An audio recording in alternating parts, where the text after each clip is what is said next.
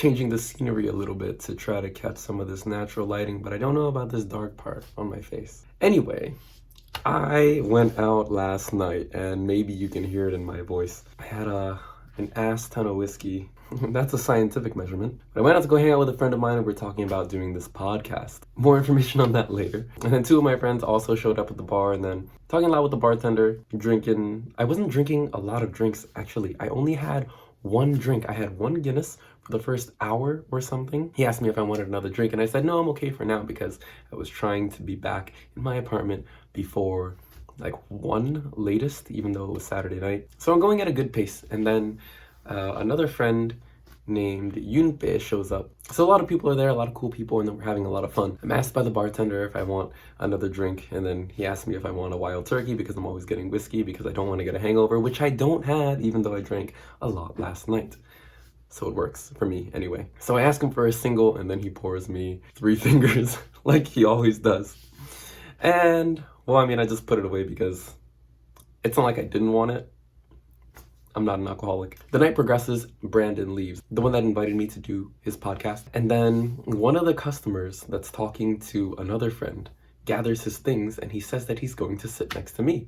And I'm thinking like, oh, okay, that's cool. Just wants to chat because we're all having fun. So he says something to me, and I think it's Japanese. I mean, a lot of it is in Japanese, but I don't quite understand it. And then suddenly he kisses me right here.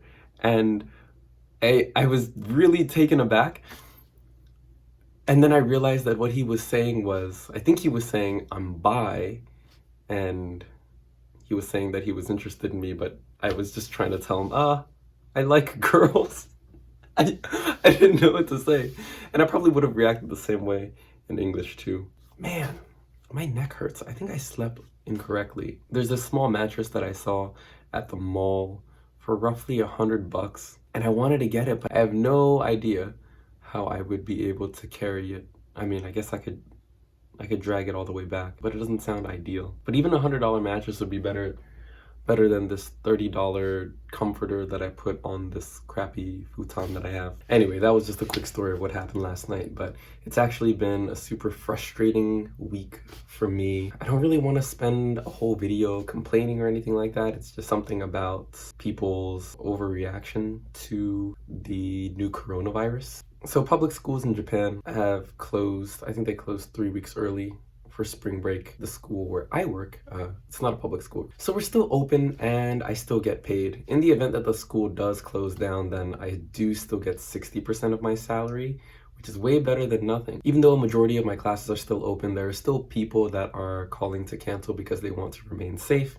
or they're just not going out. People have predicted an economic recession because of many deals that Japan has with China, and not being able to get product or anything because of the current situation, the current outbreak. I had gone to the store on Monday. The grocery store has a 10% discount on Mondays. I wanted to pick up a bunch of things. I had seen that they had run out of chicken breast, and I thought, oh, it's Monday, so maybe it's a discount day because they don't get shipping until Tuesday or something. And then I didn't get a chance to go to the store on Tuesday, but then I went on Wednesday. And when I had gone, they still had no chicken breast. And then I was kind of upset because I really wanted chicken breast, and it's kind of all I know how to cook. And I mean, it's the cheapest protein, so it's a 55 yen, about 50 cents per 100 grams, which is like 3.5 ounces. And I think that it's a decent price. And the next closest thing is pork, which I can get for about 80 cents for 100 grams, which is still decent, and it has a good amount of calories, and it's still high in protein. So I did pick up pork that day. And then I had gone to the other sections of the store, and then I saw that they had run out of Coca-Cola. They ran out of a lot of the cheap pasta that I like to buy, 3 times cheaper than rice. Anyway, so they ran out of things like chicken breast and Coke and my favorite pasta. And I had gone and looked around the store, and it was the most depleted that I had ever seen it. And I thought, well, I guess it wasn't just that Monday is a discount day because of shipping or whatever. And then I had gone to the toiletries, and they were completely out of toilet paper. Currently, Japan doesn't have a lot of toilet paper, and it has no masks and no disinfectant wipes, or not no disinfectant wipes. They have very few, and you're only allowed to buy one per customer. I think it's a massive overreaction, and it's not like I'm almost out of toilet paper or anything like that, but seeing that everything was out of stock, I thought that people were just hoarding. But I looked around, and the things that they weren't running out of at the store were things like hand soap. I mean, I went back to the store the next day because I had only bought one package of pork, and then they were in fact back in stock for chicken breast, and then they had restocked the spaghetti, and the Coke was there again. So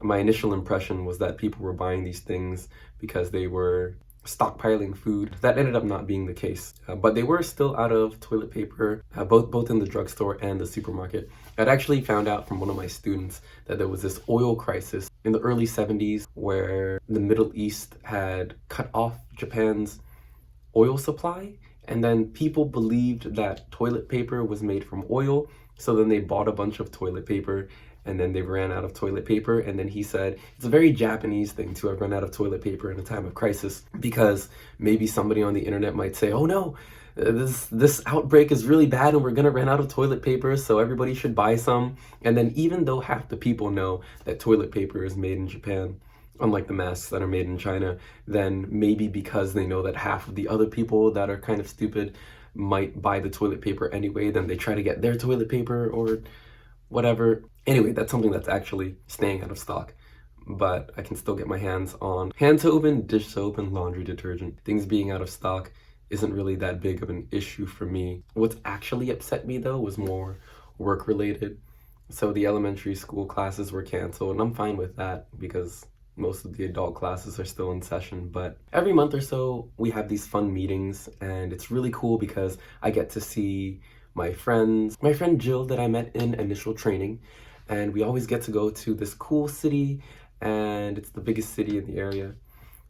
And it's nice to have that change of scenery. And I really like those training days where we get to go, and our meetings have been canceled because they're trying to reduce the chance that anybody could get sick so that the school doesn't have to close. On Thursday, I traveled to this factory or company that has all highly intelligent employees, and they're learning how to express themselves in new ways every week in English. And I have a lot of fun watching them grow and talking to them, and they're all funny. I found out that one of them was going to be moving, and it was going to be her last week on this past Thursday. And then next week is also going to be the last lesson for one of my other favorite students. We had said bye at the end of the lesson, but I didn't realize that I had already seen them for the last time. I was expecting at least one more week with one student and then 2 more weeks with the other student, and I was hoping to do something special for them this past Thursday, but on Wednesday evening I was told that the company had canceled the lessons for the rest of the period due to COVID-19. So it's been a more difficult work week for me because those are sort of moments of reprieve. I understand that when my brother and my mom wanted to visit me this month and they had a layover in China, that the flight got canceled. That makes sense. It makes sense, but it's still sad. I really wanted to see my family, and now I don't get to this month anymore. I'm not sure if I'll be able to see them next month. Maybe not for a long time. And I miss my mom. Of course I do. So starting back however long ago when I first got the news that their flight got canceled, and then things just seem to be compounding, and I seem to be facing these consequences, and for the most part I think those are overreactions. So it has been a bit debilitating. I am trying to stay HIV positive. That was just a little bit of information of what I'm dealing with living in Japan currently as this is going on. But I do live in a super country area. There's only one testing center in this city, and they've been really busy, but nobody has been confirmed to have a case. So I think I'm gonna be fine here and nobody has to worry. I'm not particularly worried, and even if I catch it, then I still don't fall under the criteria of people who it's most lethal for. Maybe. I do have high blood pressure, but I've been getting a lot of cardio because I don't have a car. I should get a bicycle.